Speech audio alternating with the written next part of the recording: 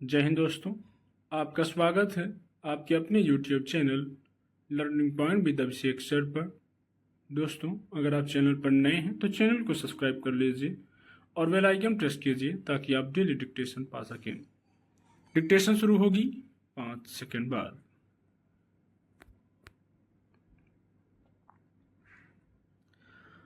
हमें गर्व है कि हम एक युवा देश हैं, क्योंकि हमारी आधी से अधिक आबादी 36 वर्ष तक की उम्र के युवाओं की है।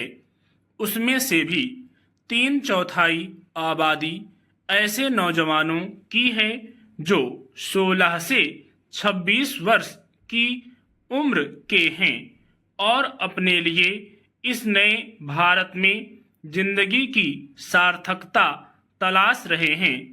इस नारा प्रेमी और उत्सव धर्मी देश में नौजवान अपने लिए अपनी जमीन और थोड़े से आत्मगौरव की तलाश करते हैं।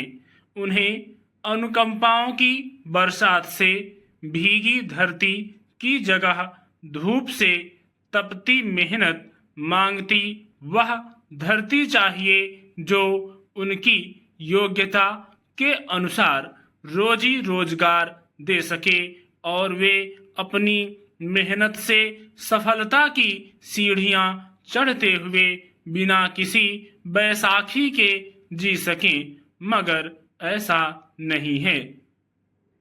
नवनिर्माण और नवजागरण के लिए सबसे पहले तो शिक्षा और सम्मानजनक पेशे चाहिए।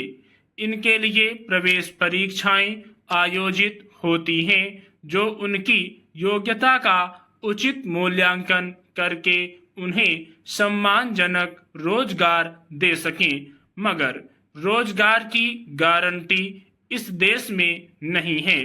जो नौजवान जय जवान जय किसान और जय अनुसंधान के देश को दिए मूल मंत्र का अनुसरण करते हुए अपनी जमीन की तलाश करना चाहते हैं, उन्हें उचित प्रशिक्षण के लिए दाखिला परीक्षाओं से गुजरना पड़ता है। पिछले दशकों में ऐसे शिक्षण संस्थान निजी क्षेत्र में कुकुरमुत्तों की तरह उग आए हैं।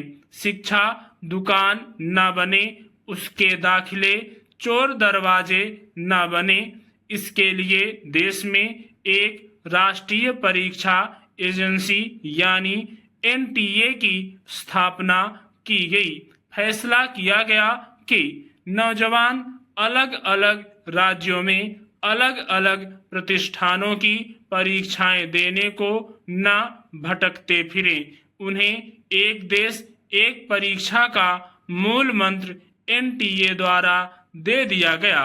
अब चिकित्सक बनना है या उसमें विशिष्टता हासिल करनी है, इंजीनियर या प्राध्यापक बनना है या शोध छात्र, इन सब के लिए परीक्षाएं NTA के झंडे तले आयोजित होती हैं। वर्ष में ऐसी लगभग 15 परीक्षाएं NTA आयोजित करता है और उनमें अलग अलग पाठ्यक्रमों के लिए करीब 2 करोड़ विद्यार्थी परीक्षाओं में बैठते हैं। मगर इस प्रक्रिया में हर वर्ष पर्चाफोड़ होते हैं। इस वर्ष भी यही हुआ। इस पुरानी बीमारी का इलाज क्यों नहीं हो पाता? क्या इसलिए कि इसकी परीक्षा एजेंसी को कोई नियमित सुदृढ़ ढांचा देने के बजाय जैसा है वैसे निभाओ का नियम दे दिया गया।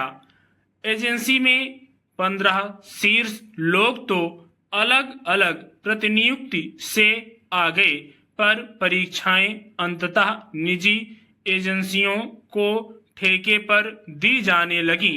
जाहिर है ऐसे माहौल में पर्चाफोड़ से लेकर अन्य भ्रष्ट तरीकों की कितनी संभावनाएं रहेंगी। इसकी चरम सीमा शायद इस बार हो गई जब 571 शहरों के 4,750 परीक्षा केंद्रों में 23 लाख से अधिक अभ्यर्थियों ने MBBS दाखिले के लिए नीट परीक्षा दी।